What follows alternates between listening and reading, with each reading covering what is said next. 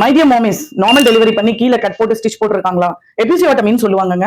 அந்த எபிசியோட்டமியை வந்து பேபியோட வர்றதுக்கு வழி இல்லாம இருக்கும்போது ஒரு சின்ன எய்டட் ஹெல்ப் தான் அது. ஸோ அதை வந்து ஸ்டிச் பண்ணி இருக்காங்கன்னும் போது அந்த எபிசியோட்டமி கேர் நீங்க ஒரு தாயா வந்து போஸ்ட்நேட்டல் மதரா நீங்க என்ன பண்ணணும் பண்ணக்கூடாதுன்றதை நாம இந்த கண்டென்ட்ல பார்க்க போறோம். ஸோ முக்கியமா அந்த எபிசியோட்டமி உண்டை நீங்க பாத்துக்க வேண்டியது ரொம்ப ரொம்ப முக்கியம். ஏன்னா எந்த இன்ஃபெக்ஷனும் கேட்ச் ஆகக்கூடாது. ஃபாஸ்ட் ஹீலிங் ப்ராசஸ் இருக்கணும். ஃபாஸ்ட் ஹீலிங் இருந்தாதான் நீங்க நல்லா நடக்க முடியும், உட்கார முடியும் இல்லையா? ஸோ அதனால டூஸ் அண்ட் டோன்ஸ் கண்டிப்பா ஒவ்வொரு மதரும் தெரிஞ்சுக்க வேண்டிய அவசியம் இருக்கு. சோ ஃபர்ஸ்ட் வந்து டூஸ் என்னன்னு சொல்றேன், அதுக்கப்புறம் டோன்ஸ் என்னன்னு சொல்றேன். சோ டூஸ் வந்து என்ன பண்ணணும் அப்படின்னா, எபிசியோட்டமி இருக்க தாய்மார்கள் எல்லாரும் ஃபர்ஸ்ட் வந்து பர்சனல் ஹைஜீனை மெயின்டைன் பண்ணணும்.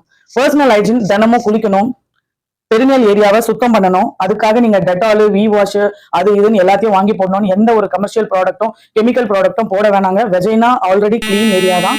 வெஜைனாக்கு தேவையில்லாத இந்த மாதிரி கெமிக்கல்ஸை போட்டு அதோட பிஹெச் போட்டுட்டீங்கன்னா குட் பாக்டீரியாஸ் எல்லாம் செத்து போயிடும். ஸோ அதனால நீங்க நார்மலா வார்ம் வாட்டர் வச்சுக்கலாம். ரொம்ப எனக்கு அது வந்து கம்ஃபர்டபுளா இல்லைன்னா அதுல கொஞ்சம் மஞ்சள் பொடி போட்டுக்கோங்க, இல்ல லைட்டா உப்பு போட்டுக்கோங்க, அவ்வளவுதான். மற்றபடி வார்ம் வாட்டரை நீங்க யூஸ் பண்றது நல்லதுங்க. ஜில்லுன்னு தண்ணி அந்த இடத்துல போட வேண்டாம். வார்ம் வாட்டரை ஒவ்வொரு டைம் நீங்க வாஷ்ரூம் போகும்போதும், யூரின் பாஸ் பண்ணும்போதும், மோஷன் போகும்போதும் நீங்க வந்து வார்ம் வாட்டர்ல வந்து வாஷ் பண்ணுங்க. ஓகேங்களா? அதுக்கப்புறமா வந்து எவ்ரி 3 to 4 hours உங்களோட பேடை சேஞ்ச் பண்ணுங்க. ஏன்னா இமீடியட்டா டெலிவரி ஆனவங்களுக்கு ப்ளீடிங் அதிகமா இருக்கும். எவ்ரி 3 hours நீங்க வந்து அந்த பேடை ரெகுலரா சேஞ்ச் பண்ணுங்க. 2 to 3 times உங்களோட பேண்டியை சேஞ்ச் பண்ணுங்க. Personal hygiene, menstrual hygiene is most important for the fast healing. ஓகேங்களா? அதுக்கப்புறம் அந்த இடத்துல எந்த ஒரு பெயின் ஒரு ரெட்னஸோ ஏதோ ஒரு உங்களுக்கு டிஸ்கம்ஃபர்ட் இருக்குன்னா அதை சொல்லணும். கொடுத்துருக்க ஆன்டிபயோட்டிக்ஸ் மருந்து மாத்திரைகள் 3 days கொடுப்பாங்க. அதை கண்டிப்பா நீங்க சாப்பிடணும். நிறைய தண்ணி குடிக்கணும். ஃபைபர் ரிச் டயட்ஸ் எல்லாம் சாப்பிடணும். ஓகேங்களா? அதுக்கப்புறமா வந்து சிட்ஸ் பாத் அப்படின்னு சொல்லக்கூடிய ஒரு சிட்ஸ் பாத் பத்தி நான் முன்னாடியே ஒரு வீடியோல கூட சொல்லியிருக்கேன். நார்மல் பக்கெட் மேல ஒரு சின்ன டப் மாதிரி சிட்ஸ் பாத் டப்பே இப்ப நம்மளுக்கு மார்க்கெட்ல அவைலபிளா இருக்கு. அதுல வந்து நீங்க ஒரு வெந்நீர் ஊத்தி பீட்டாடின்னு ஒரு சொல்யூஷன் கிடைக்குது. அதை ஒரு மூடி ஊத்திட்டு ஜஸ்ட் வந்து ஒரு 15-20 மினிட்ஸ் 15 மினிட்ஸ் மேக்ஸிமம் உட்கார்ந்தா கூட அந்த வெந்நீர் வந்து சீக்கிரமா உங்களுக்கு வந்து ஃபாஸ்ட் ஹீலிங் கொடுக்கும். ஸோ இதெல்லாம் வந்து டூஸ் நீங்க பண்ண வேண்டியது. டோன்ஸ் வந்து என்ன பண்ணக்கூடாது அப்படின்னா, கீழே வந்து ஸ்டிச் போட்டிருக்க எபிசியோட்டமி சூச்சஸோட இருக்க அம்மாங்க மெயினா வந்து காலை இப்படி அகட்டி உட்காரக்கூடாது. அவங்க வந்து கீழே ஃபர்ஸ்ட் உட்காரக்கூடாது.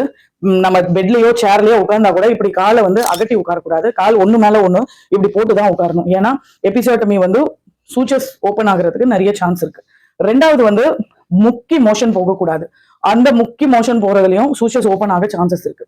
ஸோ அதனாலதான் எப்பவுமே டெலிவரி ஆகி வீட்டுக்கு போற தாய்மார்களுக்கு லாக்டலோஸ்ன்னு சொல்லி ஸ்டூல் சாஃப்ட்னர் ஒரு சிறப்பை வந்து ஹாஸ்பிட்டல்ஸ்ல எல்லா டாக்டர்ஸுமே கொடுப்பாங்க.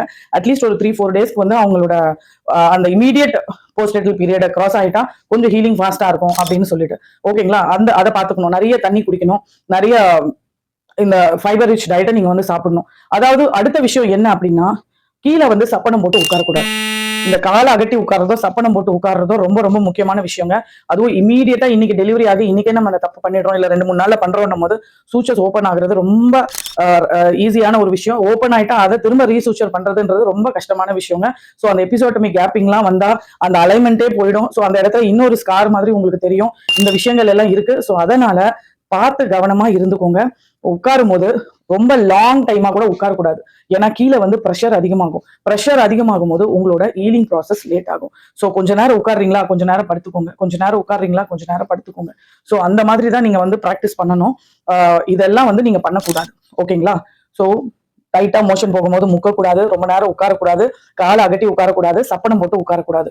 ஸோ இதெல்லாம் வந்து எபிசியோட்டமி கேர்ல ஒரு தாய்மார்கள் கவனத்துல கொள்ள வேண்டிய விஷயங்கள். மறக்காம சிட்ஸ் பாத் பண்ணுங்க.